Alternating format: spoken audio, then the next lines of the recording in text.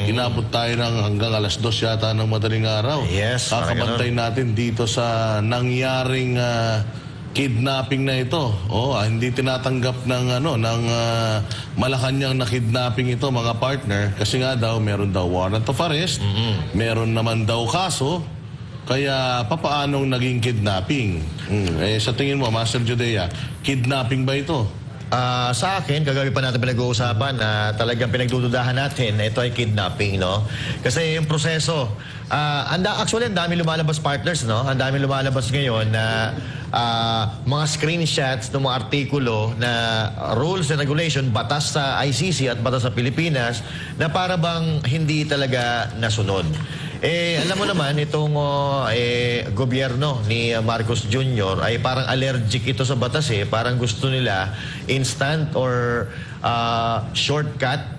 Parang wala na silang pakialam sa judiciary natin. Sila na talaga yung namamahala or yung power nila ang dapat ng mamayani dito sa Pilipinas. So ngayon, ang problema, matatalino talaga yung mga supporter ni Pangulong Duterte, partner. Kasi nauungkat pati yung mga regulasyon ng ICC ay talaga namang nakikita, lalo na si Saslo Rogando Sasot, na ang sabi nga niya, etong matitechnical itong mga ito. Kasi nga parang hindi nila alam yung ginagawa nila.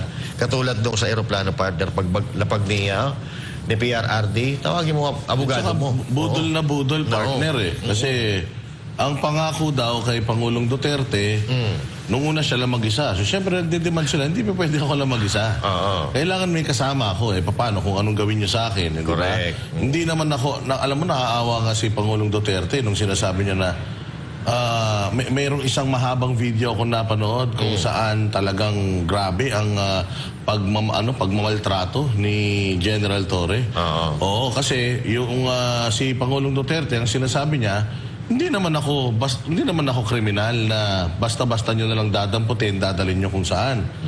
Tapos sabi ni General Torre, para makapagpahinga ka na, sumakay ka na sa aeroplano, daling ka na sa detention facility mo.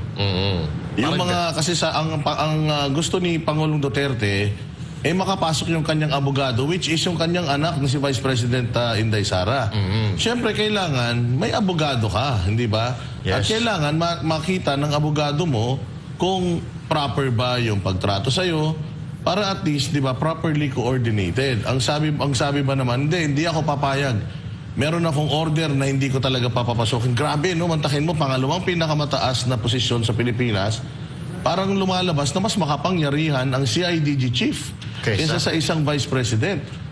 Pero biruin mo, at ready daw siyang makulong dahil doon. Ready ako makulong dahil dyan. Gumaganon pa siya. antayin mo. Oo, tapos pinibigyan ng upuan si Pangulong Duterte na hindi pwedeng matagal na nakatayo. Ayaw niyang paupuin. Hindi. Huwag niyong bigyan ng Tapos doon din pinakita na pinagtripan niya si Mijal Dea, si ES Mijal Dea. Parang pinusasan ata. Oo, niya na hinawakan niya, sinabi na you have the right, bigla niyang binasahan ng Miranda rights. Obstruction daw. Nakatayo lang naman yung mama, nakapalibot sila. Hindi naman nagtapapower trip talaga. Alam mo, masakit man isipin, pero ito na yung lagay ng bansa natin. Titirani talaga. Diktadorya talaga, partner. Ang nangyayari, partner, kung halimbawa, ikaw bahala dyan, parang nasa iyo ang power Halimbawa, tinuro ikaw na bahala doon. Ikaw, nasa iyo ang power.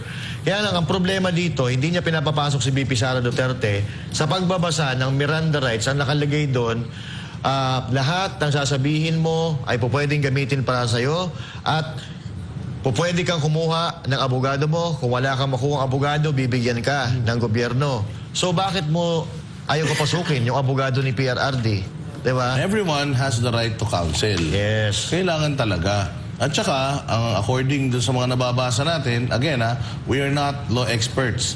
Pero siguro nakakaintindi naman tayo ng mga ng mga ganitong klase ng mga sitwasyon. Basics lang yan Alam mo, naalabag talaga yung karapatang pagtao ng Pangulong Duterte dito. Kasi ang sitwasyon pala sa ganyan, kasi katulad nung bibigyan natin na example, yung nangyari kay Arnie Teves.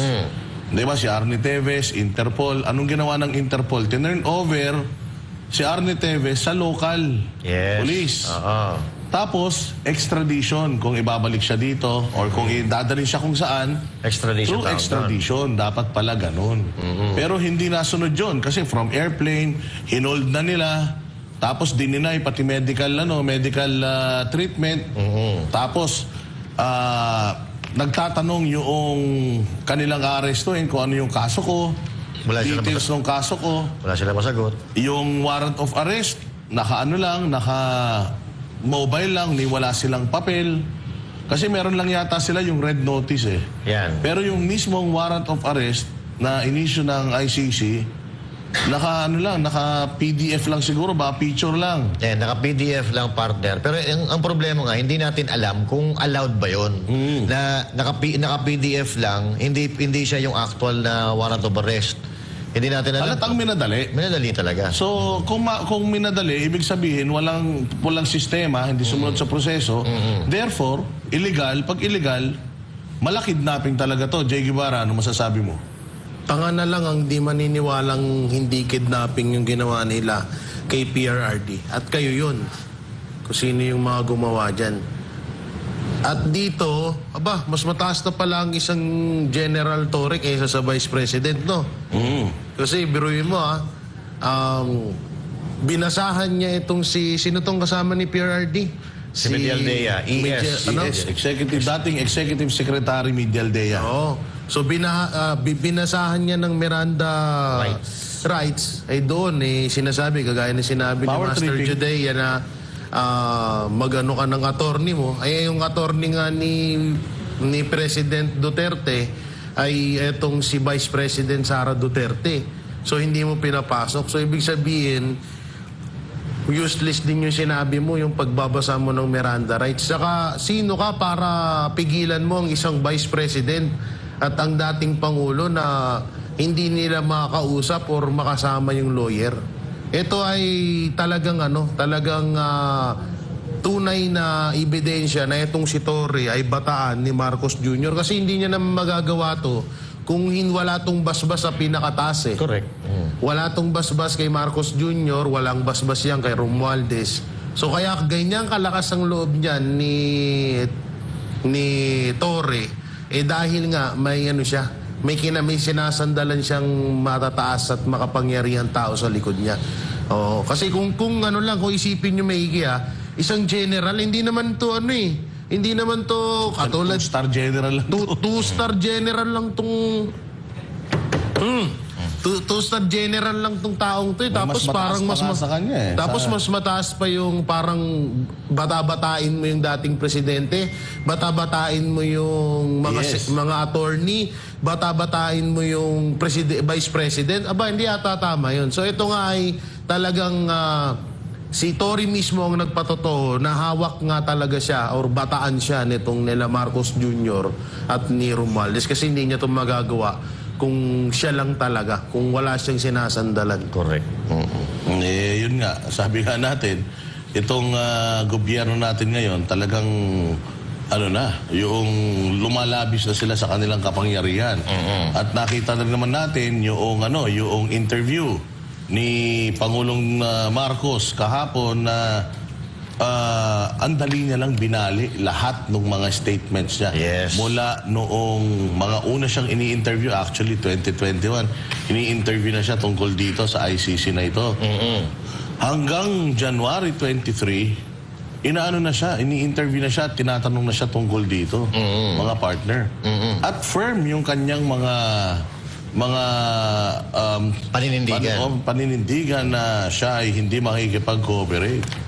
Pero biglang-bigla, nagbago, tapos parang tayo pa yung hindi makaintindi. Kasi parang sinasabi niya, ano ba kayo? Ano ba sinabi ko? Hindi ako makikipag-cooperate. Tayo pag-cooperate pa ako. Pero hindi mo ba naisip, Presidente, na you cooperating with Interpol is cooperating with ICC? Correct. Ginagawa mong tanga ka eh. Ginagawa mong tanga ka yung mga tao mga Pilipino. Ginawa mo na nga tanga yung mga Pilipino nung ipinangako mo yung 20 pesos na kilo ng bigas. Pati ba naman dito? Gagawin pang tanga yung mga Pilipino. Tapos, paniwalang-paniwala naman yung mga tagasunod niya. Pati yung kanyang tagapagsalita dyan sa PCO, ganun din. Sa pagtanga yan. Oo, ay ibang klase, sabi ko nga abogado ka pa man din, pero yung pagsunod sa batas, protocol, Hindi mo alam. nakita mo na, oo, may kaso. Oo, merong warrant. Pero ang tanong, verified ba yung warrant? Kasi, pag chinek mo sa website ng ICC, wala silang inisyong warrant. Yes. Pag chinek mo sa website or sa Interpol, wala silang red notice na na inisyu. So, ibig sabihin, may talaga, meron talagang pambubudol na nangyari rito. Isa pa, binudol si Pangulong Duterte ni General Torre, pinangakuan na merong abogado doon sa eroplano. Kaya siya sumama. Pagsakay niya, buti na lang, partner, sumama si E.S. Miguel-Dea. Kung wala. Kung wala, mag-isa lang si Pangulong Duterte doon. Imagine. Baka hindi umabot ng buhay yun doon sa Dubai kasi gutom na araw pagdating sa Dubai Mantakin mo, 8 oras na biyahe. Oo. Isang buong maghapon mo siyang hinold. Hindi kumakain. Tapos pagdating ng eroplano, 8 oras, sandwich lang ang ipinakain nila. Di, tsaka sinabihan din siya ni Vice President, si President Duterte na huwag kang kumain or huwag kang uminom ng tubig. Baka lasunin ka. Kaya na sinabi yan ni Bibi Kaya Sara, masamang-masama yun para sa isang 80 years old. Ang alam natin, may diabetic na rin yata ito si kaya nga nung dumating siya sa Dubai, talagang grabe pati yung pagsubo niya nung Nanginginig na. nanginginig na eh. Alam mo, pag nakikita mo talaga nakakaawa mga partner. Ang nakakatakot dito, yung presidente natin, pabago-bago ng isip. Yan. Walang paninindigan. Yan ang problema Walang natin. isang salita. Walang palabra de honor. Lahat ng pwede mong sabihin sa isang taong sinungaling, Nasa kanya. nasa kanya, sobrang sinungaling. Alam mo, paano tayo magtitiwala sa ganito, partner? Alam mo, partner, hindi ko alam kung anong naiisip or nararamdaman ng kanyang mga kandidato ngayon. Dahil sigurado, itong ginawa nilang ito ay malaki ang impact nito sa mga botante.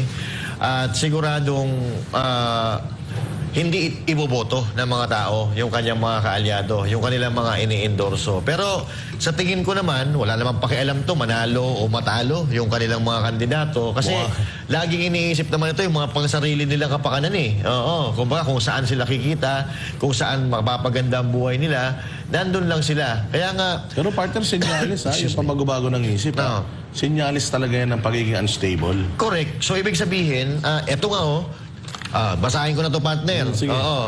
Ang pinag-uusapan din natin, yung pagiging unstable ng pag-iisip. Ito, naniniwala si dating NTF-ELCAC spokesperson Dr. Lorraine Badoy na may problema sa estado ng pag-iisip ang Pangulong Ferdinand Marcos Jr. Paano ba naman? Makailang beses sinabi at pinanindigan ng kasunod na una nitong payag na hindi makikipagtulungan sa ICC. Gayong mismo ang gobyerno ang nagpasuko sa dating Pangulong Rodrigo Duterte sa poder ng International Criminal Court at si Paul Montibon magbabalita. Matapang na kwenesyon ni Dr. Lorraine Badoy ang kawalan ng paninindigan ni Marcos Jr. matapos ang tila magkakasalungat na hakbangin ng kanyang administrasyon sa kabila kasi ng pahayag niyang hindi kikilalanin ng ICC mismong ang mga tahan ng gobyerno kabilang na ang Philippine National Police at Criminal Investigation and Detection Group ang aktibong nakipagtulungan sa Interpol para isilbi ang umunay warrant of arrest laban kay Duterte. Ayon kay Badoy, posibleng epekto ito ng umunoy paggamit ng illegal na droga, isang dahilan kung bakit pabago-bago ang desisyon ng Pangulo at tila hindi nito kayang panindigan ang kanyang mga sinasabi. It's a very clear manifestation of his mental status. Because sinong Pilipino ang magsasabi na ano yung sinabi niya? Yung inaano lang yung batas? Sumusunod lang tayo. Sumusunod lang. Ang Pilipino sa batas ng dayuhan. Saan ka nakakita na president ng Pilipinas yan ang sasabihin? Diba? So, ako nakikita ko, ganyan pala ang kondisyon ng pag-iisip niya. Kasi dapat nagpapa-hair follicle drug test siya. Para kay Badoy, kailangang pagbayaran ng Administrasyong Marcos Jr. ang anyay kawalan ng respeto sa batas at sa dating Pangulo na patuloy na minamahal ng milyon-milyong Pilipino maging ng mga lider sa iba't ibang bahagi ng mundo. Walang respeto sa batas ng Pilipinas, sa saligang batas. So, itong dinadaanan ni PRRD, hindi yan ang galing sa Pilipino kasi si PRRD, mahal na mahal ng Pilipino. Nakita niyo yung sa Hong Kong. Amazing, di ba? And then once again, the trust and approval ratings that has been the envy of every leader in the known democratic world. So, parang for me here, no, si PRRD naawa ako kasi on one hand, matanda na siya. 80. Iniinda niya yung marami sakit ng katawan. Pero ito ang ginawa ni Bongbong Marcos. As I said, walang search warrant. Yung sinasabi niya, no, na ano bang ginawa ko? Kasi dapat kasi ganito yon, Bongbong Marcos. Dapat may warrant of arrest. Number 2, dapat alam nung tatanggalan mo ng kalayaan kung bakit mo ginagawa yan, anong ginawa niya. Ganon sa demokrasya. Hindi yung lahat kami dito na nanguhula kami kung bakit mo ito ginagawa kay President Rodrigo Roa Duterte. So, I think maybe this is the price that you pay for being the greatest president that this country has ever had. But in my opinion, Bongbong Marcos will pay an even bigger price. Samantala, ipinunto ni Badoy na ang ginawang pag-arasto kay dating Pangulong Duterte ay bahagi lamang ng isang mas malaking cover-up at ito ay para ilihis ang atensyon ng publiko mula sa di umano'y pagkakasangkot ni First Lady Liza Araneta Marcos sa isang insidente sa Amerika. Bagamat wala pong opisyal na pahayag mula sa Malacanang o sa pamilya Marcos tungkol sa isyong ito, iginit ni Badoy na matagal nang nakasanayan ng administrasyong ito ang pagtatago ng mga mahalagang impormasyon at pagtatakip sa mga tunay na nangyayari. Meron kasi tayong nabalitaan na may namatay, no, sa Amerika. No, at mukhang enmesh dito, mukhang kasama dito si Liza Marcos, no? So are they covering up for it? Is this what you're doing now? To cover it up, 'di ba? So ang hirap kasi sa administrasyon na ito, puro tago. Sa kabila ng lahat, naniniwala si Badoy na malalampasan ni dating Pangulong Duterte ang matinding pagsubok na ito. At sa huling pagkakataon, patuloy pa rin niyang iaalay ang kanyang buhay para sa bayan. Si PRRD handang-handa siya dito. Sinabi niya sa akin, Lorraine, hanggang sa kahuli-hulihang hininga ko, ibibigay ko sa Pilipinas. Wala siyang takot dito. Noong nasa Hong Kong kami 2 days ago, maraming chances na binigay sa kanya na tatakas siya, hindi na siya uwi. Sabi niya, hindi, uwi ako, haharapin ko. So huwag kayong matakot. Handang-handa ang ating Pangulong Duterte dito. Niyakap na niya ito. So yakapin din natin ito.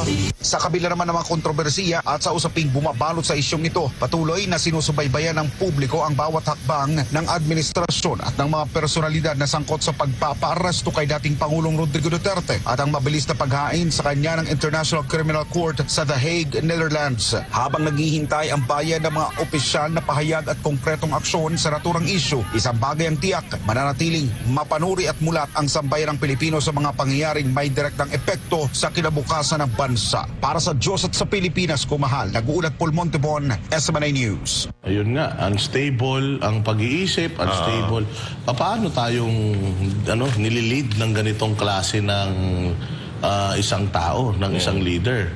'Di ba? Kung walang isang salita yung leader, wala nang tama sa mga statements niya, paano ba yung Pilipinas pagka ganyan? Kasi iba yung ginagawa, iba yung salita.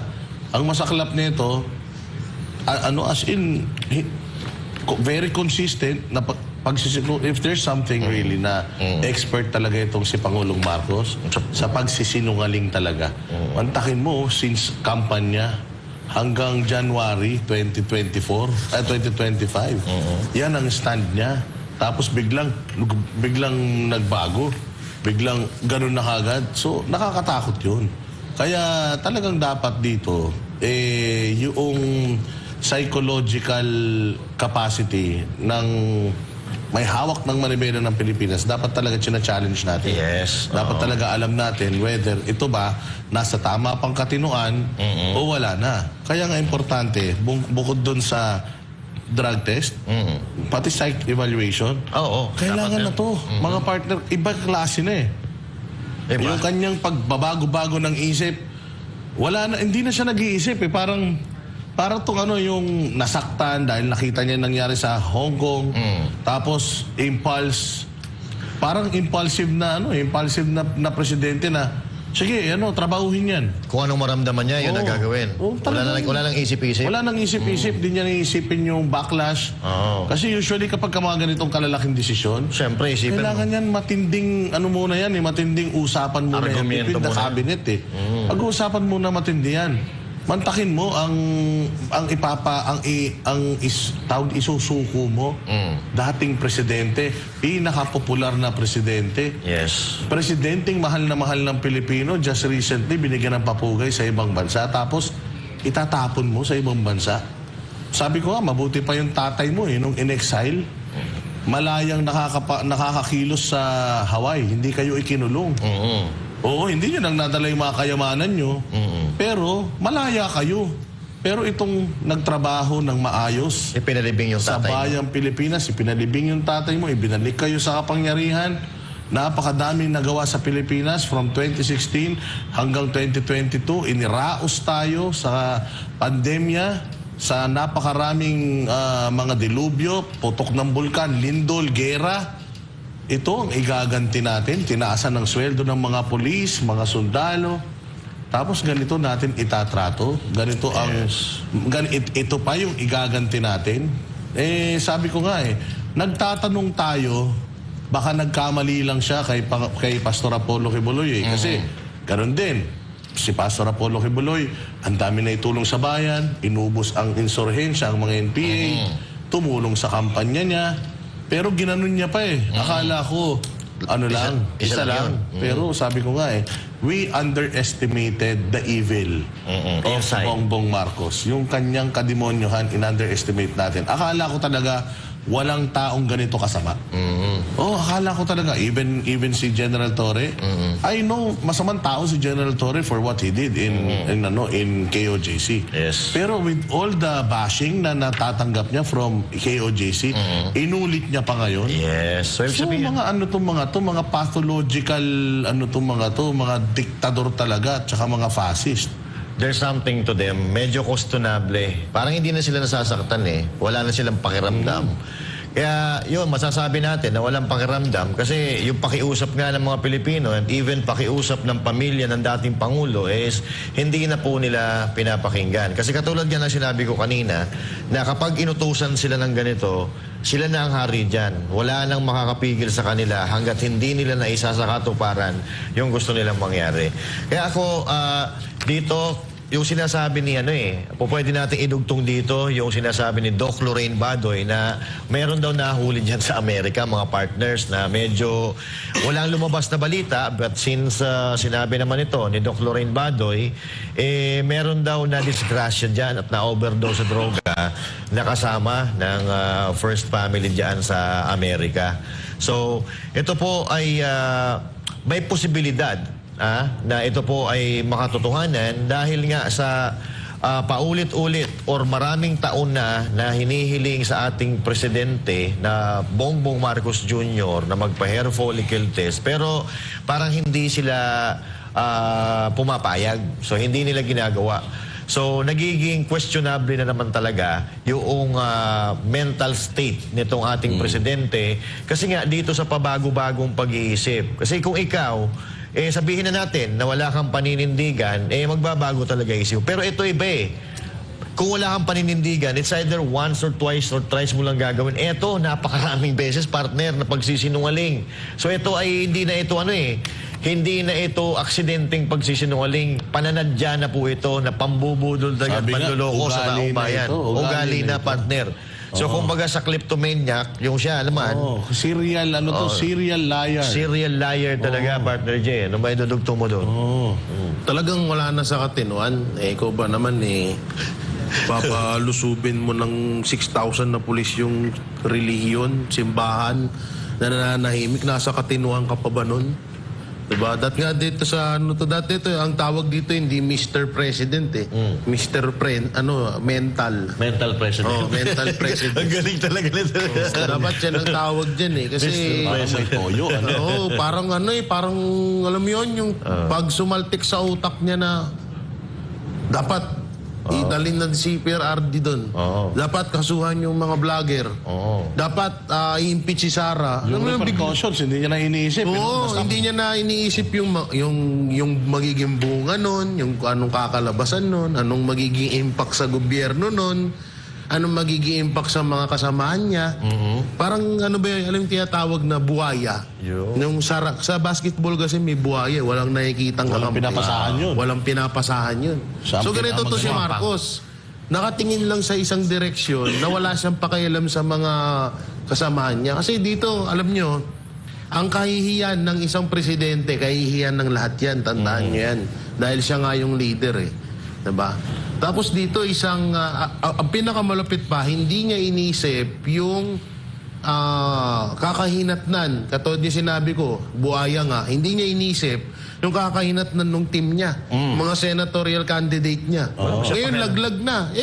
Sinasabi ko sa inyo, ano lang ha, wag lang magkaroon ng dayaan, sure ball ang Team Duterte. Yung 10, yung ano nga ngayon eh, may bagong tawag na. Big Ten. Duterte.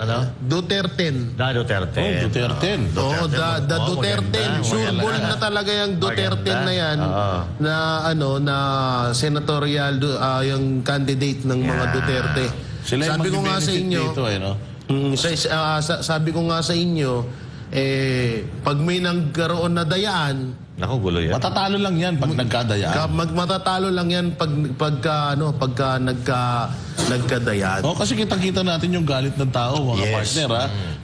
Sa Mindanao, grabe, yung mga pagtitipon-tipon. Biglaan ito sa Cotabato, sa Kidapawan, meron sa Iligan meron sa City, Zamboanga, Iligan. Cotabato. Oo, meron Dami. sa Davao. Talagang ang dami. Nakita nyo? Nabugbog pa dyan. May nabugbog pa dyan. Sumigaw ng 3 letra. Oo, BBM. yung forbidden letters. Binigkas, nagulpi pa. Sabi ko nga sa inyo, ganito na yung estado ng emosyon ng mga Pilipino. Maaaring dito sa Metro Manila, Tahimik lang. tahimik dahil siguro sa hirap ng buhay dito sa Metro Manila, partner.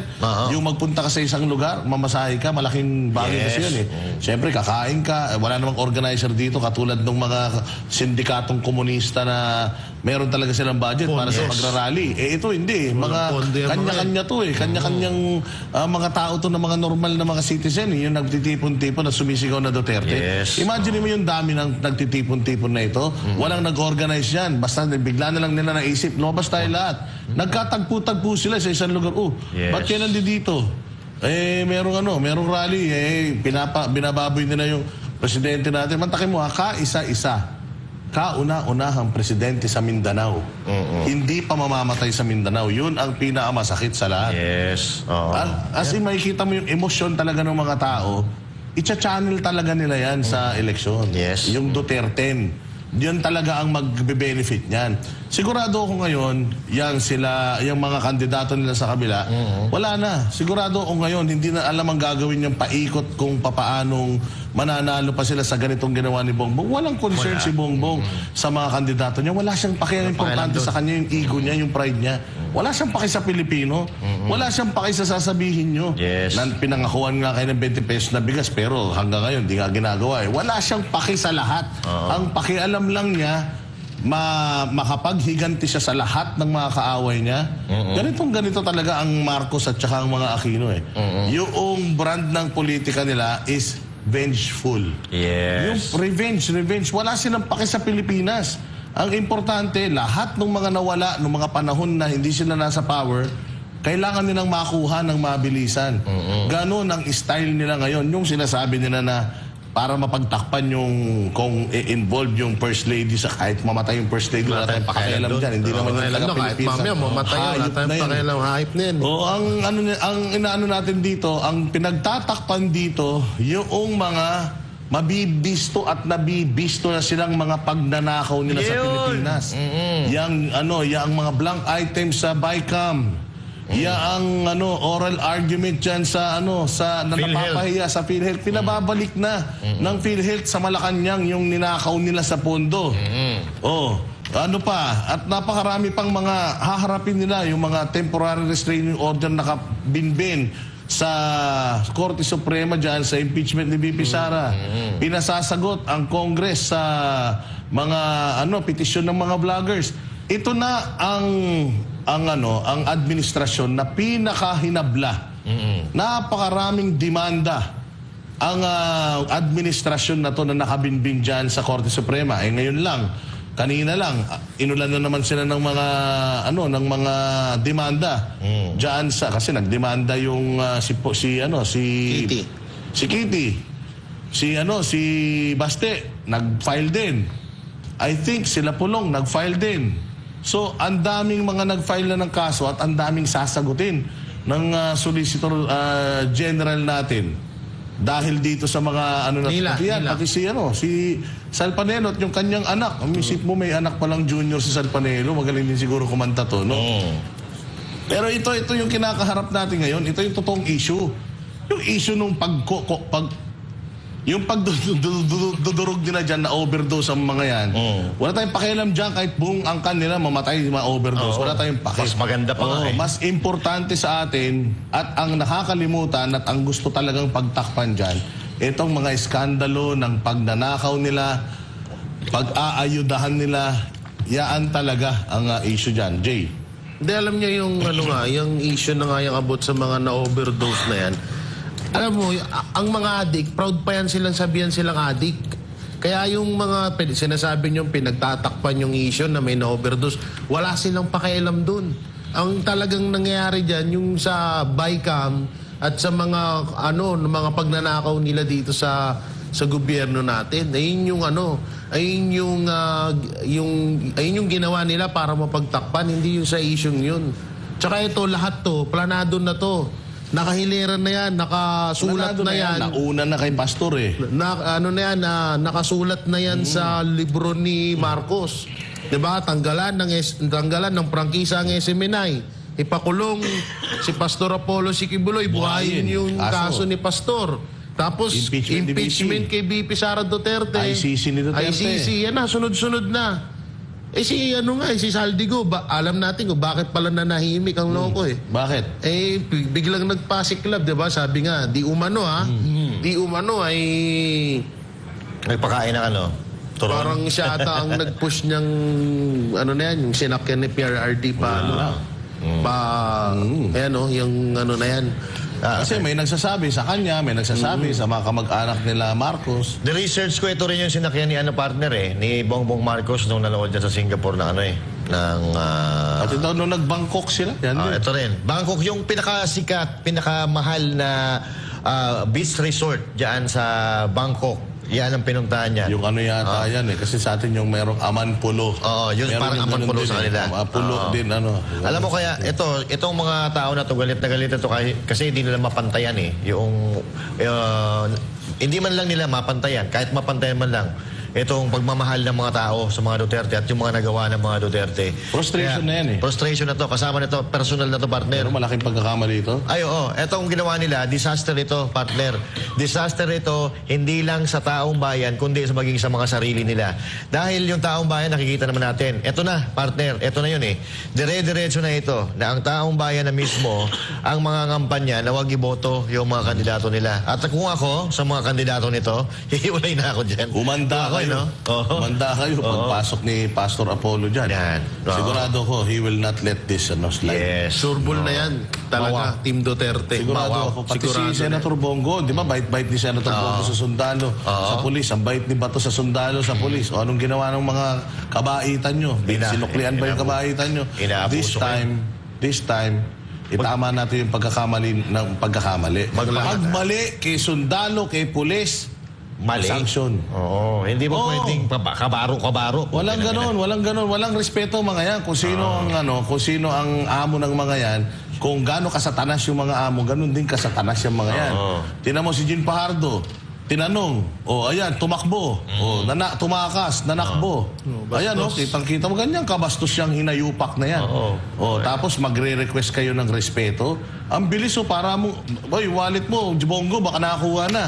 Ang bilis tumakbo, Parang magdanakaw, Mga kawatan yan, Di ba, tinatanong mo kung anong nangyari, tumakbo, tumakas, walang hiya. Ganyan yung mga kawatan.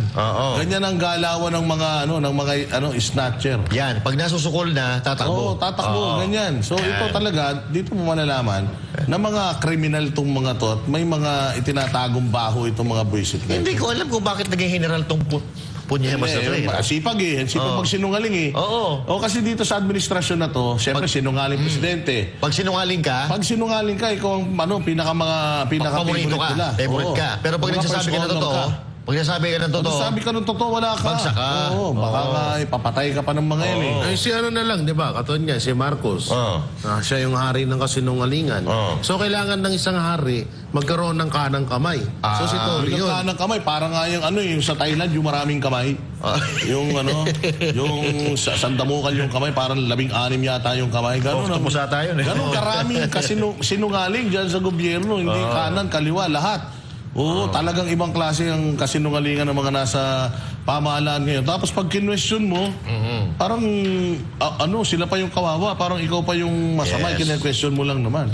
Pero ako partner, ako naniniwala ako na malalagpasan ni PRR dito. At ito, pag itong laban na ito, na panalo ni PRR dyan sa ICC, guho ang mga pangarap nito. Pati mga karir nito, guho to. Even if, kasi ako talaga, napakaraming mga lumalabas ngayon na mga binibigyan ng pag-asa yung mga kababayan natin. Napakaganda naman ng mga pag-asang binibigay nyo.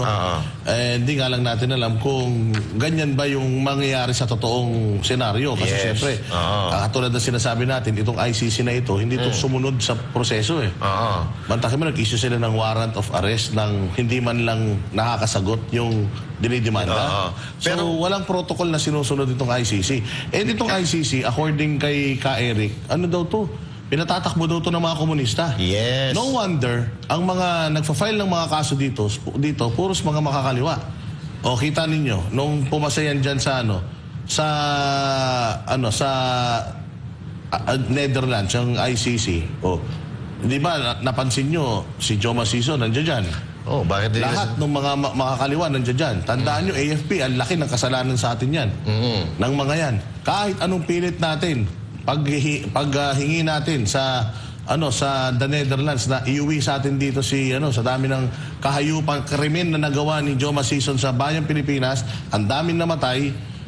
Hindi binigay ng The Netherlands sa atin yan kahit hindi nila hindi nila citizen yan. Yes. Ganon nirerespeto ng ibang bansa yung soberanya. Meron kami sariling rules dito. Hindi nag-a-apply dito yung mga petisyon nyo. Yes. Samantalang dito sa atin, tayo pa nagsuko. Walang hiya na yan. Pero basahin natin itong balitang to. Sa kabila ng paulit-ulit na pahayag ni Pangulong Ferdinand Marcos Jr. na hindi kikilalaning makipagtulungan ang Pilipinas sa ICC, ay hindi maintindihan ng isang geopolitical analyst ang ginawang pag-aresto ng kapulisan kay Duterte sa utos ng ICC. Narito ang report ni Carlo de la Peña. Alam naman ng buong Pilipinas at ng buong mundo na we're not part of the ICC anymore. This is really an assault to the sovereignty of the Philippines. Ito ang tahasang sagot ni geopolitical analyst Professor Ana Malindugoy kaugnay sa pagpapaaresto ng International Criminal Court o ICC kay dating Pangulong Rodrigo Duterte. Ani Malindugoy, bakit hinahayaan ni Marcos Jr. na mangyari ito sa kabila ng paulit-ulit na niyang pahayag na hindi kailaman makikipagtulungan ng pamahalaan ng Pilipinas sa ICC dahil hindi na nga ito miyembro mula pa noong 2018? Issue ito ng soberenya ng bansa. Bilang ang presidente kasi ng kahit anong bansa, lalo na dito sa atin sa Pilipinas, the first and the basic yan na trabaho niya is to uphold the sovereignty and independence of the country. With this, anong ginawa niya? Pinayagan niyang lapastanganin ng ICC kung sa ICC man yung aresto na yan. Kasi ngayon, pagdating naman sa red notice na Interpol, ipinaliwanag ng geopolitical analyst na hindi ito isang agarang arrest warrant, kundi isang request lamang ng nasabing international agency sa law enforcement agency na isang bansa sa paghahanap at paghuli sa isang individual. Ano yan? Parang may notice ka pero ang magdi-decide niyan is ang ating local ng mga security at local courts natin. Ibig sabihin, nasa kamay pa rin yan ng gobyerno natin kung hahayaan nilang yung red notice na ma-implement o hindi. Dagdag rin ni Malindugoy kung sakaling magkakaroon ng mga issue ng seguridad at paglabag sa karapatang pantao sa bansa, ay pinakahuling opsyon na lang ang ICC dahil We are not a failed state because our local courts are functioning. Our Supreme Court is there. So anong ginagawa ng ICC warrant of arrest na yan sa Pilipinas? At sa lahat talaga, ang presidente pa, ang former president pa ng Pilipinas, ang ginagawa nila ng ganito. kaya naman panawagan ni Malindugoy sa taong bayan. So ang tanong ko sa ating mga kababayan, this is not an issue of Duterte per se. This is an issue of the Philippines and each and every one of us ng mga Pilipino. Hahayaan nyo ba na lapastanganin ng ICC at ng current administration ni Bongbong Marcos ang soberenya ng bansa? Wala na. If that is the case and you will allow this to happen, then there's no such thing as Philippines if that's the case.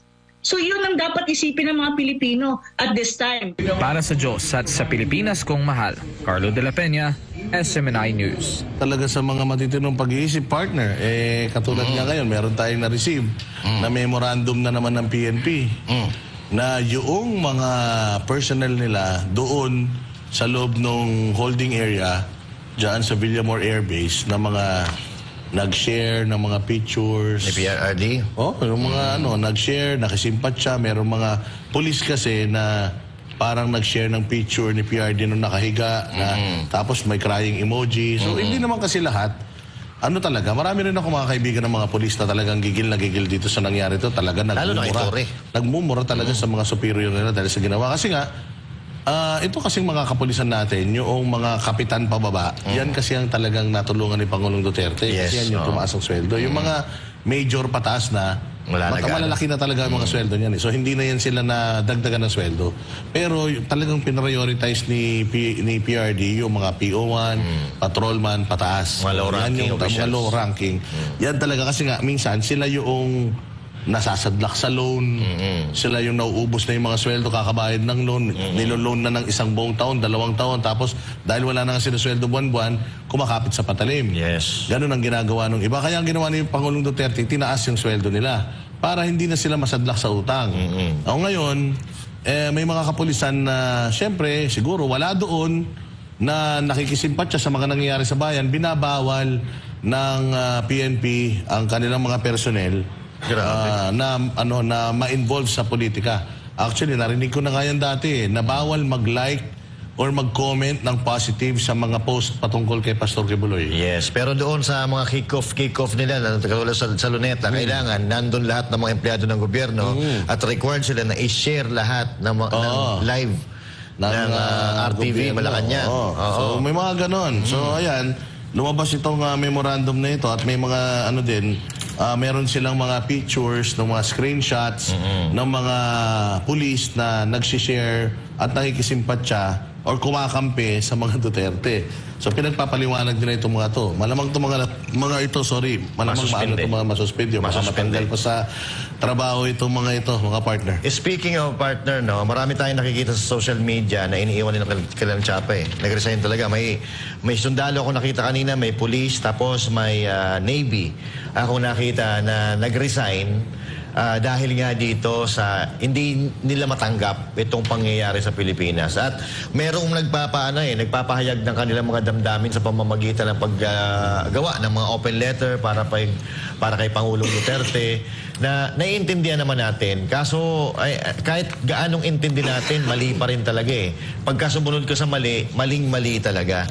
At biruin mo, itong mga kapulisan natin, yan yung unang-unang minahal ni Pangulong Duterte dahil tinaasan niya yung mga sweldo, lahat ng mga uniform personnel natin. Pero biruin mo, inalay ni PRRD ang buong lakas niya para makatulog tayo ng mahimbing, para makapaglakad tayo ng maayos sa kalsada. Prinotektahan tayo ni PRRD, but we fail to protect the old man. Okay. Binabawal ang mga pulis na mag-share about PRD. Pagpapaliwanagin ka pag nahuli ka. Yan nga yung tinatawag na na pangbabastos na sa mga kapulisan.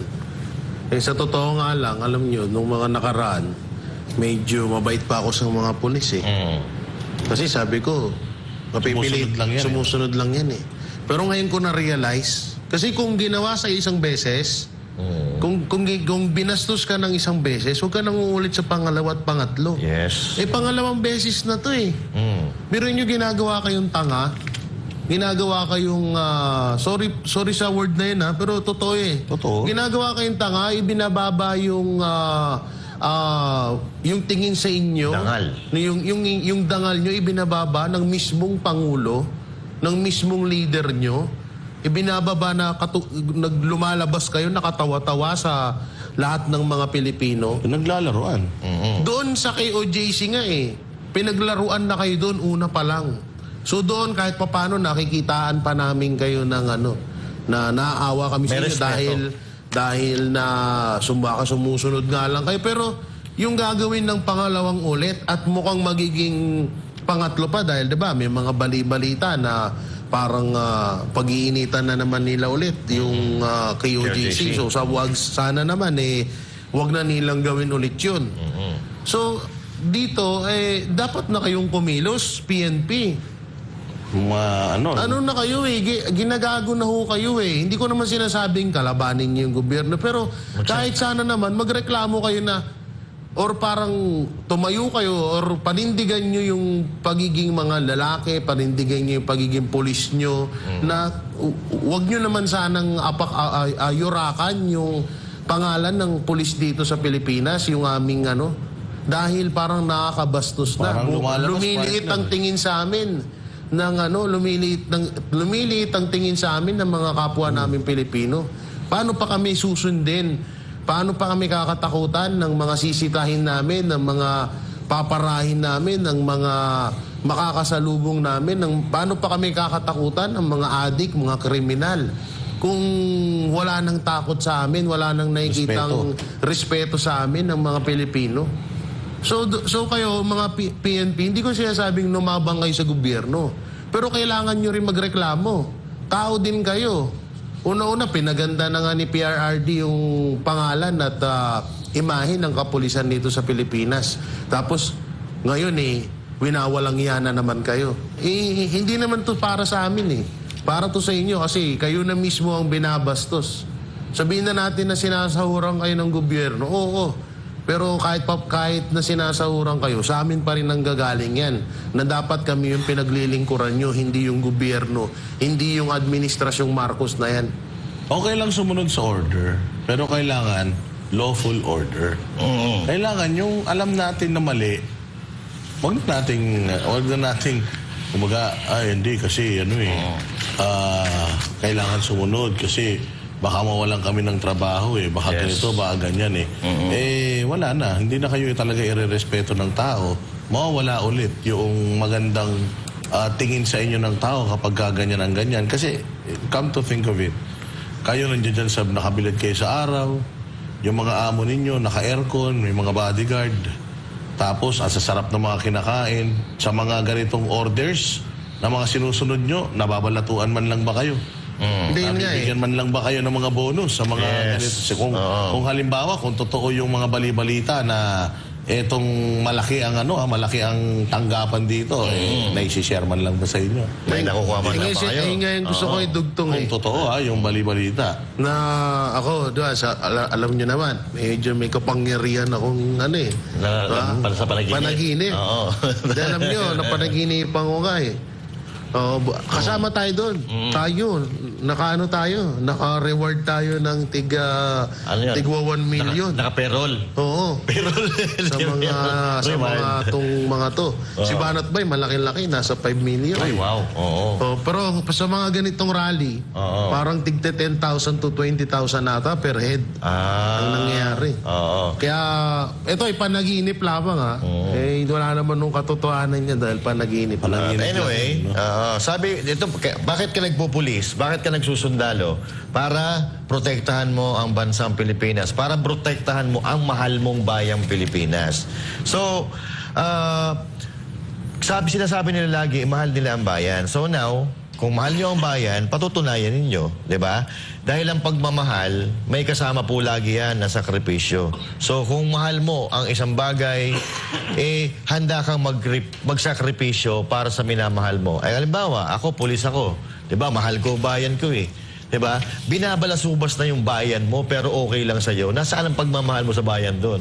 Kung ako, sasabihin ko na ako, mahal ko ang bayan ko, kinararangal ko na ako ay Pilipino, anak ng tokwa, kung yung mga leader ko, binabalasubas ang bayan ko, iiwan ko.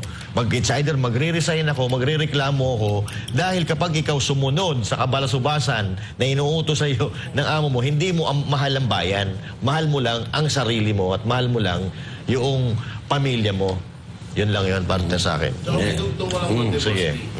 Kasi baka sabihin nila, Mike. nasasabi niyo yan dahil wala kayo sa katayuan namin. Nasasabi niyo yan dahil hindi kayo mga pulis.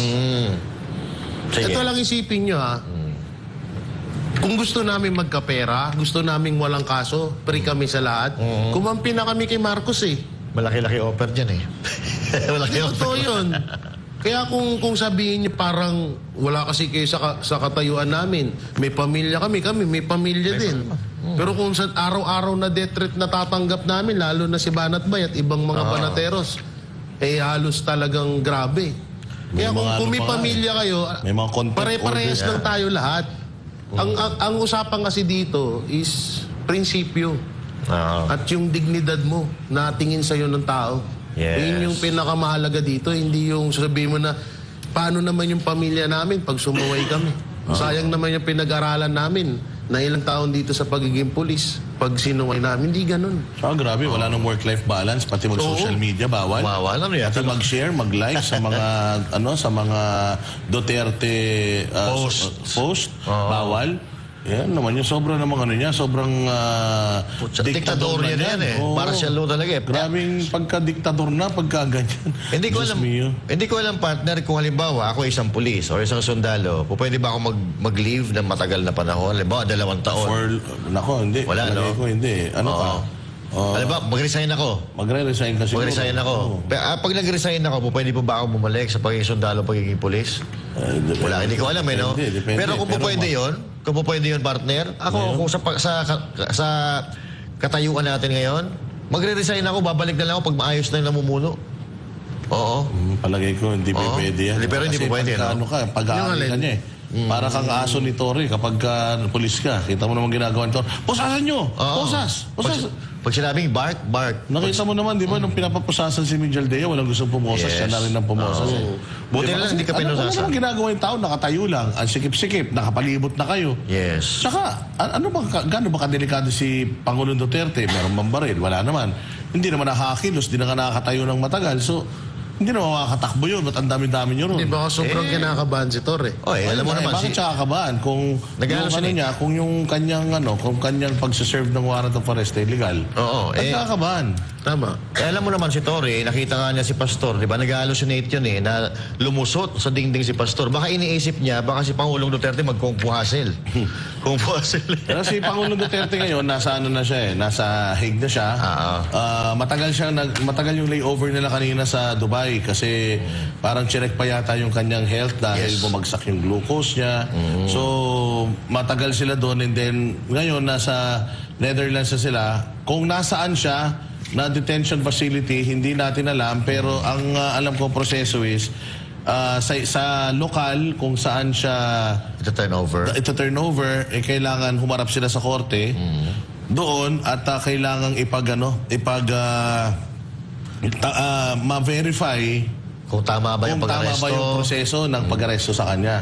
So, ayun, may mga kumakalat ngayon na issues na mali yung pag-aresto and malaki yung possibility na maibalik siya dito. Well, sana magkatotoo. Oo, sana magkatotoo. Pero, syempre, tayo mga Pilipino, we are hoping for the best. Pero, syempre, let's also expect for the worst. Yes. Hindi ba? Kasi mahirap talaga kapag nandiyan ka na, hindi ka na talaga nila pababalakin. And sa kondisyon ni Pangulong Duterte, sa pangangatawan niya, palagay ko talagang mahihirapan na siya mahihirapan na siya dito. Ang tagal ng mga kaso, partner, sa 7 ICC. years na So, 8 to 10 years tumatagal yan, yung mga mga kaso na yan.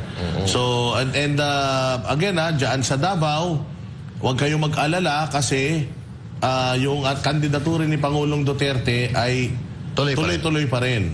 So, kung manalo si Pangulong Duterte dyan sa halalan sa Davao, sa pagka-alkalde, si Basti pa rin naman. Ang magiging vice mayor at yung pinakamataas na konsehal yata yung magiging vice mayor niya. Correct. So, tuloy pa rin. Okay, iboboto pa rin natin si Pangulong Duterte dyan wag niyong hayaan mapunta sa Nograles yan. ibang tao, yung Davao. Kung di, Huwag niyo ipapanalo si Nograles, ha? kundi, yari kayo dyan mga partner. Bago nyo dagdagan, ito mga Davaoenyo nagkaisa sa Rizal Park, Davao City para tiyaking ligtas at panawagan ng hustisya para kay dating Pangulong Rodrigo Duterte. Ang detalye mula kay Jean Domingo. Kala ko. Nagtipon ng libu-libong Davaoenyo kabilang ang mga opisyal ng lokal na pamahalaan dito sa Rizal Park, Davao City. Layo ng pagkakaisang ito na ipanalangin ang kaligtasan ni dating Pangulong Rodrigo Duterte. Nakibahagi din sa pagtitipon ng iba't ibang sektor ng lipunan. Ayon sa ating mga nakausap at base na rin sa talumpati ng mga konsehal ng lungsod, ang punto ng pagsasama-sama ito ay upang ipakita ang suporta at pagmamahal ng mga Davaoenyo sa kanilang dating alkalde at pangulo at itinuturing nilang ama ng Davao City. Ma'am, ganina ma'am, nag-leave jud ko ma'am, kay gusto ko wani diri kay suportahan na ako si Tatay Digong. Suportahan na to si Tatay Digong. Abanganin na mo diri sa Rizal Park. Ipakita na to yung ato paghigugma, atong suporta sa iya kay kabalo man jud taon siyang nabuhat sa Pilipinas, di ba? So dili ta magbulag-bulagan kana paglaban na to si Tatay Digong. Ma'am, sakit kayo ma'am. Sakit jud kayo man kanang makahilak jud gani ka ma'am. Magtanaw ka sa Facebook ma'am, balami kay ilabay mo cellphone good nga kung pwede pa lang madtukag Manila para kung nalang kay pamasahe ma'am, adtukag Manila ba para kanang pangmatay ka na si BBM, naglagot na jud ko ng BBM ba. Lagot na kuha na niya ma'am. Sabi ng ilan sa ating mga nakapanayam, narito sila para ipaglaban ang kaligtasan at hustisya para kay dating Pangulong Duterte. Hindi sila papayag na manaigang kawalang hustisya, lalo't alam naman ng lahat kung gaano kamahal ng dating presidente ang mga Pilipino. Sa karon sa kinabuhi sa Pilipinas, makita nako. Laban tanang Pilipino lang atong pakita. Kaya nakita na to sa unom katuig si former President Mayor Duterte sa Davao City, pinakadabis nga leader. Tanang tao nalipay sa iyang gustong may tabo para sa Pilipino. Ang prayer rally nga nila ay isang pagpapakita ng pagkakaisa ng mga Davaoenyo sa gitna ng mga hamong kinakaharap ng dating Pangulo. Ayon kay Vice Mayor Melchor Kitain, layo ng pagtitipon ng mga Davaoenyo na magbigay ng kalakasan kay former President Duterte kahit pa ito ay nataon sa araw ng Davao. Kwento niya, excited umano sila bilang mga opisyal ng lungsod dahil dapat ay pauwi na rito si dating Pangulong Duterte kasabay ng pagdiriwang ng araw ng Davao. Pero malungkot na balita ang sumalubog sa kanila. Emosyonal ang mga nakiisa sa pagtitipon. Sa Bisaya pa, anila, lami ng muhilak o ang sarap ng umiyak. Pero sa kabila nito, kitang-kita pa rin ang katatagan, pagkakaisa at kalakasan ng mga Davaoenyo.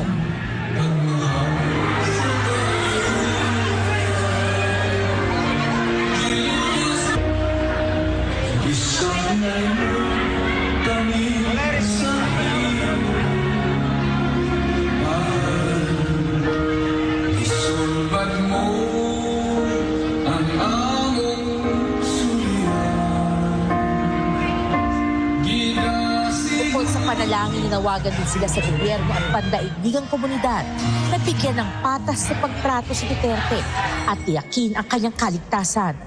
Nakita mong good na mo unsa ang gibuhat ni Duterte sa Pilipinas ma'am. Pare sa amo ma'am kaning na may pamilya nga drug addict. Dili jud ko mo kana na ma'am. Pero tungod kay Duterte ma'am ning suko siya na. Iyang kinabuhi ron ma'am na bag-o. Ning balik siya sa Ginoo tungod lang ni Duterte. Ana jud na siya ma'am. Maong atong iampo nga unta mahuman na ni tanan nga utagaan pa og kusog si Tatay Digong mulaban ani nga laban ma'am. Ubanan nato siya. Tatay Digong laban lang nami sa imuhang kiliran mo uban sa imuhang laban iampo ka namo sa imuhang laban karon Tatay Digong. Ayaw give up kay naami. Nahigugma mi tanan sa imuha. Nagpahayag din ng pagsuporta sa dating Pangulo ang mga motorista ng lungsod na nagsagawa ng noise barrage sa bawat kanto ng Davao City. At bukod pa rito ay hindi sila papayag na kunin o ilayo sa bansa ang dating Pangulo. Mula dito sa Davao City para sa Diyos at sa Pilipinas kong mahal, Jean Domingo, SMNI News. Sana mga partner nakikita ito ng international community, itong simultaneous na pagtitipon-tipon in support kay Pangulong Duterte. Kasi parang kay Pastor Apollo Kibuloy, meron siyang milyong-milyong miyembro. Merong mangilan-ngilan na nagrereklamo doon sa Senado, pero iisa lang naman yung nagsampa ng demanda laban kay Pangulo, ay laban kay future Senator Pastor Apollo Kibuloy. Ganito rin kay Pangulong Duterte. Ilan yung biktima ng war on drugs niya? Sino ba tong mga biktima na to? Ilan sa mga biktima yung talagang walang kasalanan? Yung tinamaan lang ng ligaw na bala, yung aksidenteng nadali. Ilan din ba yung mga pulis na nakulong, na dismiss dahil luwabag sila sa protocol? At ilan ba yung mga sumuko? Ilan yung buhay, ilan yung patay? Dapat kasama yun sa iniimbestigahan. At ilan yung residente ng Pilipinas? Gaano karami yung nagmamahal kay Pangulong Duterte? So ilan lang ba yung nagre-reklamo kay Pangulong Duterte at doon sa war on drugs ni Duterte? Sabi ko nga sa inyo, kaisa, yan yung unang-unang maiisip ng tao. When you ask someone sa kalsada, tindera, driver, kung ano man, tinanong mo, anong nagustuhan mo kay Pangulong Duterte? Nawala yung mga adik. Nawala yung mga adik, naubos ang drugs, nawala yung mga krimen. Yun yung unang-una nilang yung mga taxi driver sa gabi, hindi na na-hold up. Yan yung unang-unang tumatatak sa isip nila. Susunod na lang yan, yung mga bill, passport, yung mga kung ano-ano pa mga pandemya. Susunod na lang yan, ang unang-unang may isip ng tao, yung kanyang fight against criminality. Sa bawat gera, meron talagang nagbubuwis ng buhay. Tanungin nyo, ilang inosente ang namatay doon sa mga pagpapasabog ng Amerika. Diyan sa Syria, sa Afghanistan, sa Iraq. Ilan ang mga namatay dyan? Di ba? Ever na sampahan ba ng crime against humanity? Yung mga involved dyan? Hindi naman. And even if si Vladimir Putin merong crime against humanity, warrant of arrest, yung ng Iran, yung taga-Iran, ganun din. Pero hanggang ngayon, hindi sila na-i-issuean ng warrant of arrest. Bakit? Kasi nga, hindi pumapayag yung mga bansa nila na manghimasok yung hindi naman taga sa kanila. Napakahina ng dating neto para sa ating mga Pilipino. Kung ako investor, pupunta ako, mag-i-invest pa ako sa Pilipinas na walang sariling paninindigan yung presidente, pabago-bago ng isip yung presidente, ang gulo-gulo, puro corruption, mag-i-invest pa ba ako sa Pilipinas? Pagka nalaman ko na, sarili mo ngang citizen, pinagkanuno mo kami pa kaya, paano mo kami poprotektahan kung hindi mo kami kaano-ano, tapos yan, sarili mong citizen, presidente pa ng Pilipinas, ang dami nagawa sa bayan, kilalang kilala sa buong mundo, tapos nagawa mo pa yan. So, talagang napakapangit ng image natin ngayon sa ibang bansa, mga partner. And hindi ko alam kung hanggang kailan tatatak ito sa pagkatao natin. Iisipin ng ibang lahi na mga Pilipino, mga traidor.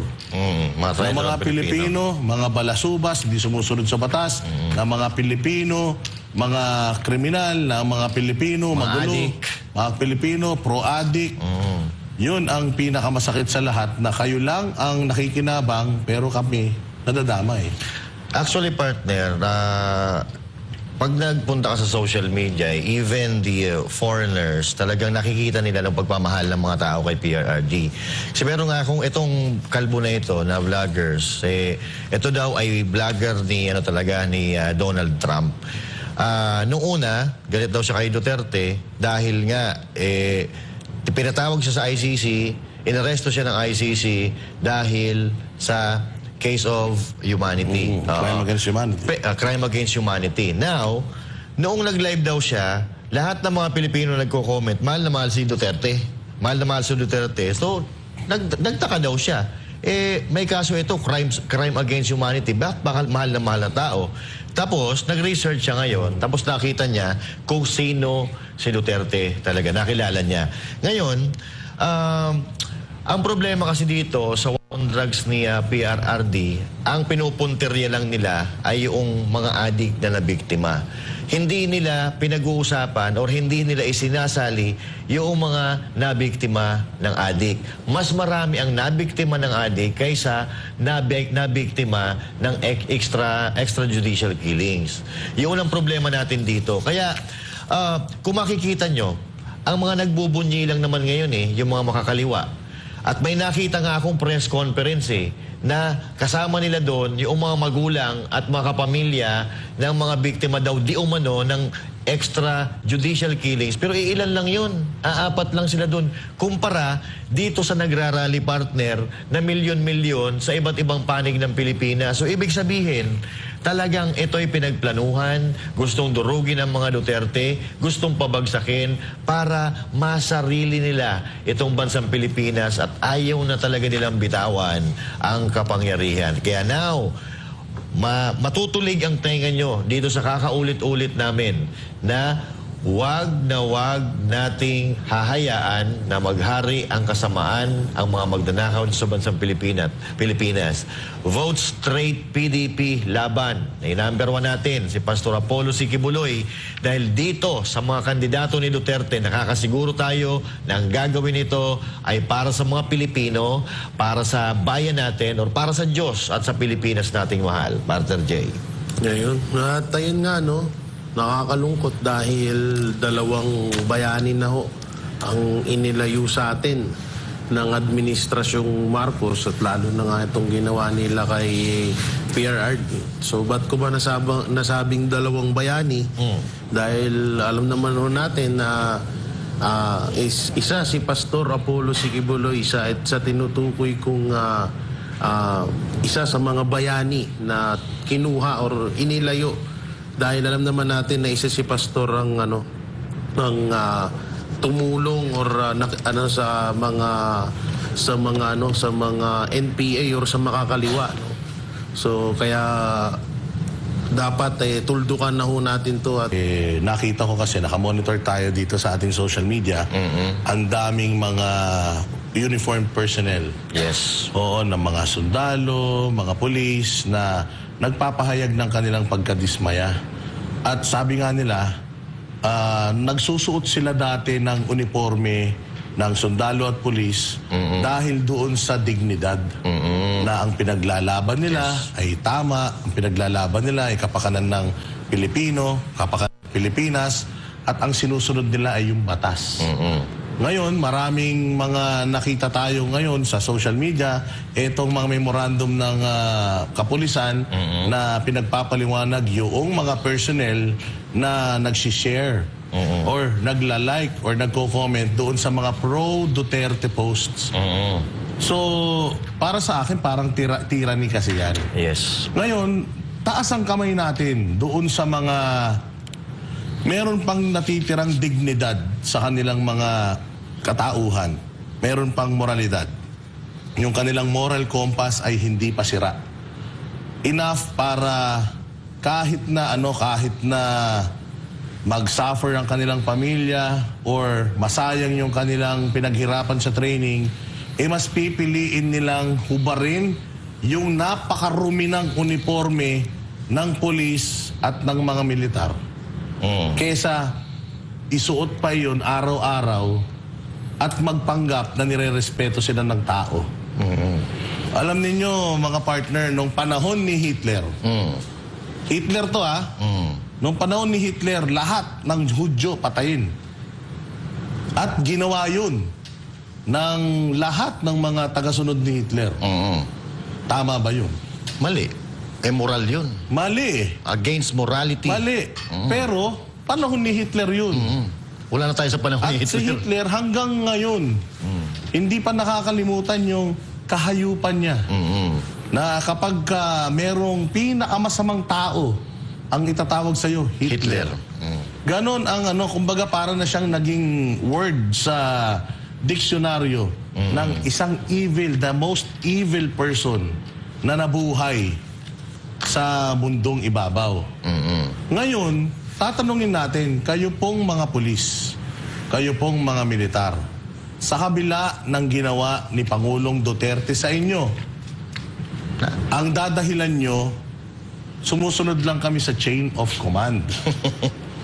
Chain of command. So, pag sinabi ng mga amo ninyo, napatayin lahat ng Duterte supporters, gagawin ba ninyo?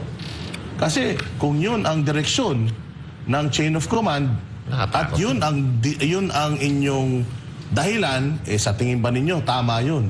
Hindi kayo nalalayo doon sa mga kriminal na nagdadahilan. Napatay ko kasi ganito. Nagnakaw ako kasi ganito. Lagi kang merong dahilan sa sa iyong mga kalokohang ginagawa. Sabi nga nila ang nakakainggit, sa totoo lang, ang Panginoon palagi ko naiinggit sa atin Bakit? Kasi meron tayong freedom of choice. Meron tayong kakayanang pumili. Kung ano yung gusto natin, magagawa natin. Kung ano yung tama at mali, alam natin. Pero kung ikaw, nung si Jesus, Yes. wala, kailangan niya sundin yung kanyang destiny na mamatay sa krus. Yan. Wala siyang choice, kundi sundin iyon. Samantalang tayo, meron tayong choice. Hindi naman kayo mga Diyos na walang mga choice. Meron po tayong choice lahat. Lagi. Mamimili lang kayo, tutupad ba kayo sa inyong tungkulin, tutupad ba kayo sa inyong adhikain, sa inyong training, o hindi. Yun lang naman po yun, partner. Sa akin naman, partner, kaya nga ako nagtanong sa'yo kanina, kung pag nag-resign ba ang pulis, pag nag-resign ba ang pulis dahil hindi niya nagugustuhan ang pamamalakad ng gobyerno ngayon, makakabalik ba siya? So, hindi po natin alam yan. Pero, ngayon, doon sa ating mga kapulisan, katulad ng kinuwento mo, Boss Dada, kung hindi mo talaga maatim o masikmura ang mga nakikita mo, hindi mo labag... Hindi mo kailangan sundin kung immoral at labag sa batas, partner. Plain and simple. Diba? Kung mali, wag mong sundin. Ngayon, kung kayo'y... Itong mga nagbitaw na mga pulis na nakikita natin, partner, sa social media, alam nyo, we're making a list. Tinitingnan namin kayo. At balang araw, malay natin, righteous na yung mamuno sa bayang Pilipinas. Nandiyan na si Pastor Apollo Kibuloy, nandiyan na yung other 9 na mga na mga kasama niya sa Senado at manalo sila. Siguro pwede na kayong pwede na kayong bumalik. Pwede na kayong makiusap sa bagong gobyerno na bumalik sa inyong mga tungkulin dahil yun naman talaga yung sinumpaan ninyo. And sigurado ako may mga naghihintay sa inyong may mga naghihintay sa inyong biyaya kapag ka ginawa niyo. Basta gumawa ka ng tama, meron kang biyayang matatanggap mula sa langit, partner. Ano ba? Sige. Ano ba yun? Sabi ako na po talaga kanina. Sa mga kasundalawan natin, sa mga kapulisan, yan nga po ang sinasabi natin, dapat nandun lang po talaga tayo lagi sa tama. No? Kanina napag-usapan natin yung mga resign at yung mga dahilan ninyo, wala kami ipapakain sa pamilya. Tulad ng sinabi ko kanina, ang pagmamahal po sa isang bagay, may kaakibat po yan na responsibilidad at may kaakibat po yan na pagtitiis, no? Na sakripisyo. So kung mahal mo talaga ang isang bagay, wala kang pakialam kahit magsakripisyo ka pa 'di ba? Mahal mo gagawin mong lahat para mapangalagaan itong damdamin mo na ito. Now, kung halimbawa, kung ako lang ito, ako isang sundalo o ako isang pulis at hindi ko nagugustuhan yung nangyayari sa gobyerno, labag sa aking kalooban, magre-resign ako. Dahil hindi sa lahat ng panahon ganito ang uri ng pamumuno. Malay natin, 'di ba? Sa mga isa, dalawa o 3 taon, magkaroon ng isang Pastor Apollo Kibuloy. Magkaroon ng isang Pastor Apollo Kibuloy na nakilala kayo na itong sundalo na to, itong pulis na to, nag-resign ito dahil di masikmura yung nakaraang pamumuno ng administrasyon. Pwede po kayo i-recall, no? Pwede, meron naman ata tinatawag na recall or mayroon gano'n, partner, di ba? O lalo-lalo na kapag nalaman. Posible, basta para sa mabuti. Para sa mabuti. Yung mabuti, ang isusukli sa inyong Diyos niyan, mabuti rin. Malay natin, si Pastor Apollo Kibuloy, nandyan sa Senado, nalaman ni Pastor na maraming nag-resign na pulis dahil hindi maatim itong mga pinag-aagawa ng nasa gobyerno ngayon, si Pastor Apollo Kibuloy, baka si Pastor Apollo Kibuloy na mismo ang magpabalik sa inyo, i-recall kayo. At isa pa, pag naging presidente si VP Sara Duterte, malay nyo, eto, mga supporter ng Duterte to, kaya umalis to sa panahon ni Bongbong Marcos dahil hindi na namatim. Maganda ang record ng mga to, umalis dahil ayaw sa katiwalian. Ayaw sa katiwalian. So, sino ba naman si Vice President Sara Duterte, pag naging presidente siya at naging senador si Pastor Apollo Kibuloy, napakalaki ng tsansa na makabalik kayo ulit. Dahil yung ginawa nyo sa bayan, yung ginawa nyo na hindi pag-tolerate sa kasamaan ay pagmamahal yun sa bayan. At kahit kami, kaya namin kausapin si Pastor Kibuloy na i-recall kayo, magkaroon kayo ng makabalik kayo sa inyong mga serbisyo. Kung yan, kung ako lang naman yun, ha? Oo. So, ikaw, partner Jay, ano masasabi mo doon? Ako, para sa akin, yung si Marcos Jr. nalalapit na talaga kay Hitler yan. Yung hayaan mo na lumaganap yung droga sa bansa mo, hayaan mong tumaas ang krimen sa bansa mo, hayaan mong bastusin ng mga kapulisan yung isang relihiyon, hayaan mong damputin ang dating presidente at ang isang pastor na wala namang ginawang masama sa'yo. Yan ay isa sa talagang sinasabing kahayupan or kademonyohan na ginagawa mo or ginawa mo sa iyong bansa.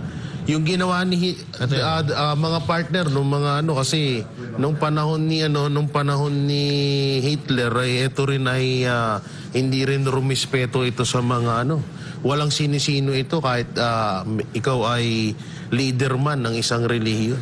So talaga may halintulad mo si Marcos Jr. kay Hitler. At tungkol naman sa mga kapulisan, kung ang inutos sa inyo ay isang krimen at labag sa batas, so hindi na rin kayo na iba doon. Isa na rin po kayong kriminal. No, hindi na maituturing na kayong isang kriminal dahil sinunod nyo ang isang krimen at nilabag nyo ang isang batas. Okay. Kaya nga, partner, basahin mo yung what we are missing. Okay, Pagdating dito sa pagpa-file ng case sa ICC, sino ba yung mga nag-file ng case? Ito ba ay ginamit sa politika? Ito, letter A. The case filed at ICC a deceptive political weapon. Basta ituloy ko, partner, ha? The International Criminal Court ICC case is not just a legal or political matter. It is carefully orchestrated maneuver. It started by the communist terrorist group, CTGs, and their allied organizations. These same groups initiated and built the case relying on the bloated statistics, manipulated narratives, and weaponized human rights rhetoric. Their goal, to weaken the state institution and discredit efforts to dismantle this operation like NTF, LCAC, and baseless red tagging. Diyan muna tayo. At yan nga, katulad ng sinasabi natin, sino ba ang kalaban ni Pastor Apollo Kibuloy? Sino ba ang kalaban ni Pangulong Duterte? Insurhensya. Makakaliwa. Yang Amsterdam, yang the Netherlands, alam naman natin na yan yung diyan nag-seek ng asylum ang mga makakaliwa, Mga yung rebelde. Si Joe Masison na sila mismo. Joe Masison. At hindi na nakabalik sa Pilipinas yun. Talagang itinago siya niyan. Infiltrated ng makakaliwa itong ICC. Yes. For the longest time, maraming mga CPP, NPA, NDF, United Front ang naka-embed or nandito na sa institusyon na ito. At kung makikita nga natin, sino ba yung mga tuwang-tuwa ngayon? Sino yung mga nagko-comment ngayon, nagbubunyi? At sino yung mga, ano nito, mga nagsampa nitong mga ito? Sino yung mga nagko-collect noong, sino nagpapakalat ng propaganda? Yes. Sino nagko-collect doon sa mga biktima di umano?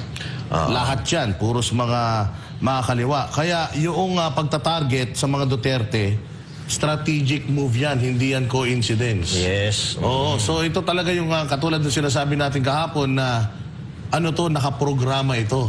Oo, yung mula sa simula, KOJ, si SMNI, hanggang kay Pastor, hanggang kay BP Sara, hanggang dito, nakaprograma yan.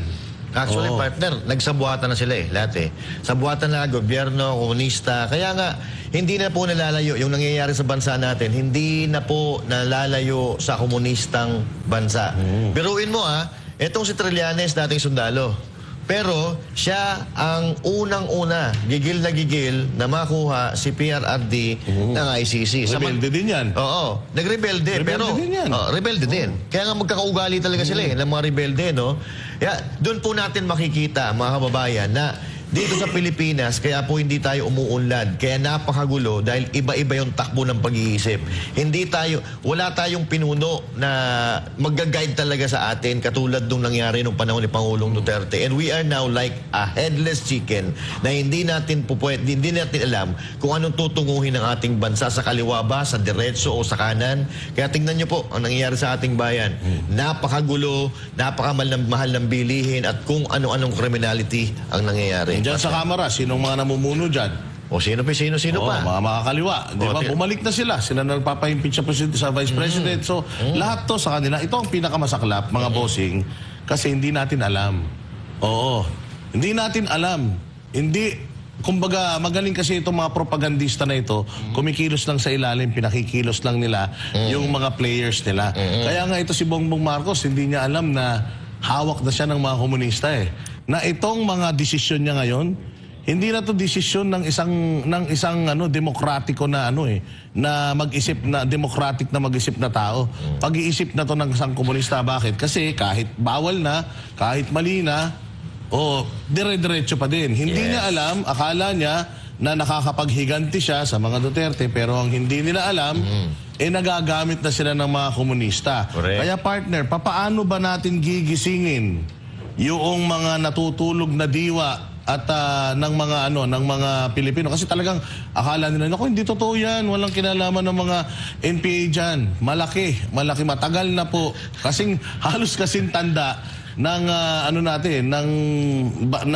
kung ilang taon na yung ating republika. Yan. Halos ganyang katanda na rin. Nandiyan yung mga rebelde sa Pilipinas. Ang unang-una natin gawin, i-expose natin lahat ng mga tactics nila para ma-educate kayong lahat.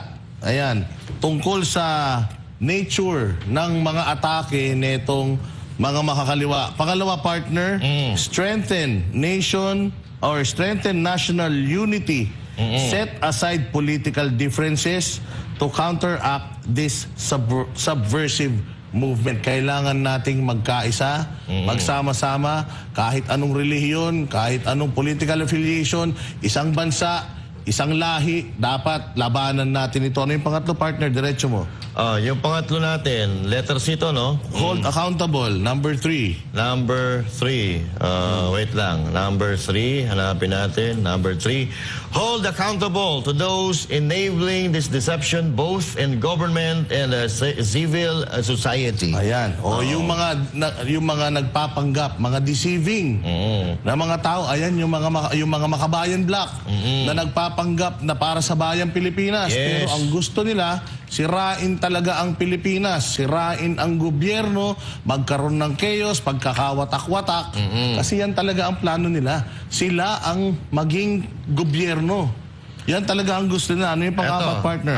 Dugtungan ko mga partner. Ito yung mga hunyango sa gobyerno. Ito mga Makabayan Black. Na kunyari, talagang kakampi sila. Pero naghahanap po yan ng naghahanap yan ng timing para mapabagsak ang gobyerno, para mapabagsak ang state.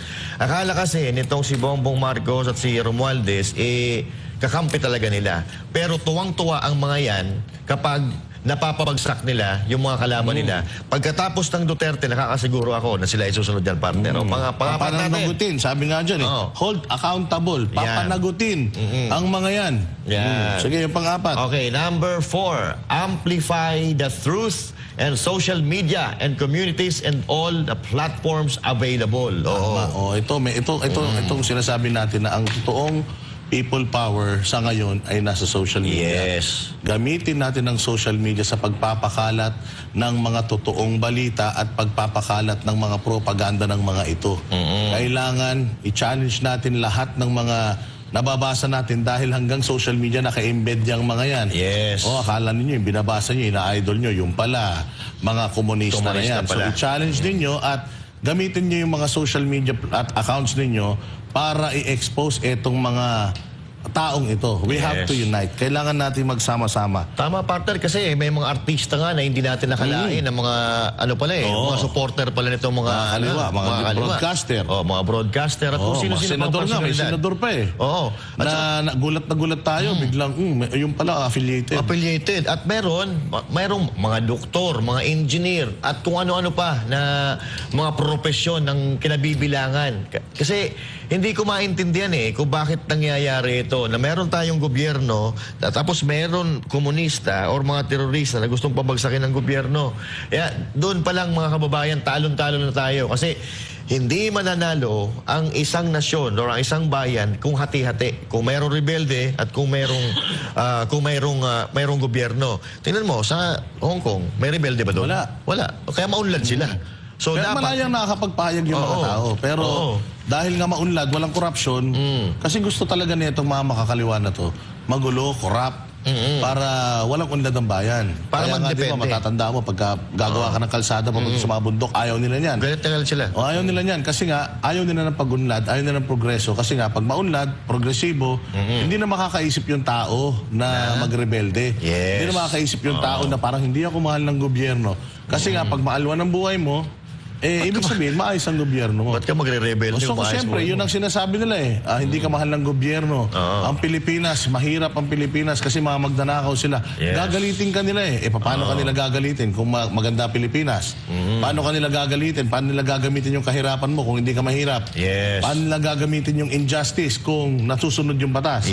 So, it's about time. Ngayon pa lang, gawin na natin yan. Kasi kung hindi tayo kikilos ngayon, wala. Sabi nga ni Marcoleta, our country will go to the dogs. Walang mangyayari sa bayang Pilipinas. Paunlad na yung mga ibang bansa dito sa Asia. Tayo, nandito pa rin. Pinag-uusapan natin, BICAM. Pag nakawan sa BICAM. Yan pa rin pinag-uusapan natin. Politika pa rin tayo dito. Samantalang yung iba, nandun na sila sa makagandang tren. Pataasan na sila ng building. May mga robot na sila. Tayo, wala Expert pa rin tayo sa pagnanakaw. We need to act now. We need to act. Gawin na natin ang nararapat. Kung gusto nyo talaga o may plano kayo, may pangarap kayo para sa Pilipinas, mahal nyo ang Pilipinas, mahal nyo ang mga susunod na generasyon, we need to do something.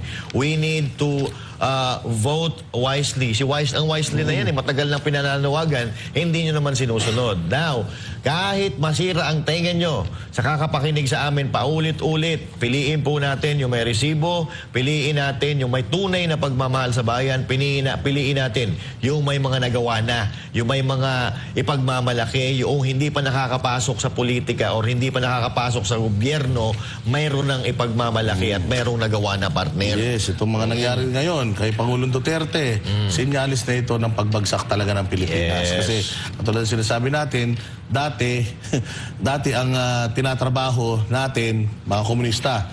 Ngayon, tayo na iniisa-isa at tinatrabaho ng mga komunista. Diba? Kaya kung papatay-patay kayo, patulog-tulog kayo, wala. Yung mga anak nyo, pinag-aaral nyo, lahat yan, magiging mga rebelde ang balang araw.